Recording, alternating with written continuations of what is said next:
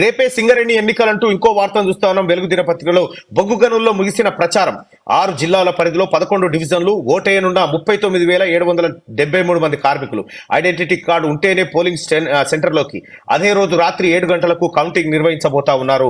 సింగరేణి సంస్థలో గుర్తింపు కార్మిక సంఘం ఎన్నికల కోసం ఏర్పాట్లు పూర్తయ్యాయి. బుధవారం సింగరేణి వ్యాప్తంగా 11 డివిజన్లలోని 84 పోలింగ్ బూతుల్లో 39,773 మంది కార్మికులు తమ ఓటు హక్కును సీక్రెట్ బ్యాలెట్ పద్ధతిలో వినియోగించుకోనున్నారు. ఇన్నాళ్ళు కార్మిక సంఘాల గనులపై చేపట్టిన ప్రచారం సోమవారం సాయంత్రం 5 గంటలకు ముగిసింది. ఆదివారం కాంగ్రెస్ పార్టీ అనుబంధ ఐఎన్టీయూసీతో పాటు AITUC, CITU, BMS, HMS, Telangana బొగ్గు గని కార్మిక సంఘం, ఇఫ్టు, విప్లవ కార్మిక సంఘాలతో పాటు 13 సంఘాలు ఎన్నికల్లో పోటీ పడతా ఉన్నాయి. ఈ సింగరేణి కార్మిక ఎన్నికల్లో సింగరేణి కార్మికులారా, మీరు గుండె మీద చేసుకొని చెప్పండి, మీ గుండె మీద చేసుకొని చెప్పండి, కేసీఆర్ అధికారంలోకి వచ్చిన తర్వాత సింగరేణి నాశనమైందా, డెవలప్ అయిందా? ఒకప్పుడు సింగరేణే అప్పులు ఇచ్చేది.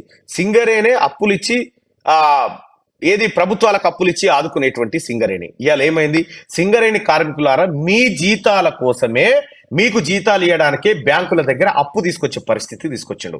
తాడిచెర్ల మైన్ ను ప్రైవేటీకరించింది ఎవరా? కేసీఆర్ కాదా? కేటీఆర్ బిడ్డ ఇన్వాల్వ్మెంట్ లేదా? కేసీఆర్ కుటుంబం దోచుకోలేదా? ఇక్కడ సింగరేణికి సంబంధించినటువంటి ఏవైతే రాయల్టీ నిధులు ఉంటాయో, ఆ నిధులను సింగరేణి బాధిత ప్రాంతాల్లో ఖర్చు పెట్టకుండా సిద్దిపేటకు ఎత్తుకపోయినాడు హరీష్ రావు కాదా? గజ్వేల్కు సిరిసిల్లకు తీసుకుపోయిన వీళ్ళ కుటుంబం కాదా? సింగరేణి కార్మికులారా, కాంగ్రెస్ పార్టీ అధికారంలో ఉంది. కాంగ్రెస్ పార్టీ సంఘాన్ని గెలిపించండి, అనుబంధ సంఘాన్ని గెలిపించండి. సింగరేణిని ఎట్టి పరిస్థితుల్లో ప్రైవేటీకరణ చేయబోము. అలాగే సింగరేణి కార్మికులకు 40 లక్షల వరకు వడ్డీ లేనటువంటి రుణాలను ఇవ్వాలని, వాళ్ళకు ఇంటి స్థలాలను ఇవ్వాలని కాంగ్రెస్ పార్టీ గౌరవ మంత్రివర్యులు పొంగులేటి శ్రీనివాసరెడ్డి గారు కానీ, అలాగే దుద్దిల శ్రీధర్ బాబు గారు కానీ, ఆ తర్వాత ఈ సింగరేణి ప్రాంతంలో ఉన్నటువంటి మంత్రివర్గం, అలాగే ముఖ్యమంత్రి గారి ఆదేశాల మేరకు ఈ కార్యక్రమాలన్నీ చేస్తా ఉన్నారు. ఇక అలాగే మీకు ఐటీ సమస్య ఒకటి ఉంది. ఐటీ సమస్య పరిష్కారానికి కూడా కాంగ్రెస్ పార్టీ అనుబంధ సంఘం పూర్తి స్థాయిలో పోరాడుతుందని చెప్పి మీ అందరికీ తెలియజేసుకుంటూ, కాంట్రాక్టు కార్మికుల విషయంలో కానీ, అలాగే డిపెండెంట్ ఉద్యోగాల విషయంలో కానీ, వారసత్వ ఉద్యోగాల విషయంలో కానీ మీరంతా ఎదురు చూస్తా ఉన్నారు. ఖచ్చితంగా కాంగ్రెస్ పార్టీ ఆ దిశగా మీకు అండగా నిలబడుతుంది. ఇన్నేళ్ల అరాచకానికి తెరదించాల్సినటువంటి అవసరం ఉందని చెప్పి మీ అందరికీ రిక్వెస్ట్ చేసుకుంటూ, ఈ రేపు జరిగేటువంటి సింగరేణి ఎన్నికల్లో కాంగ్రెస్ పార్టీ అనుబంధ సంఘమైనటువంటి సంఘానికి ఓటు వేసి మీరు అత్యధిక మెజార్టీతో గెలిపించాల్సిందిగా కోరుతా ఉన్నాం.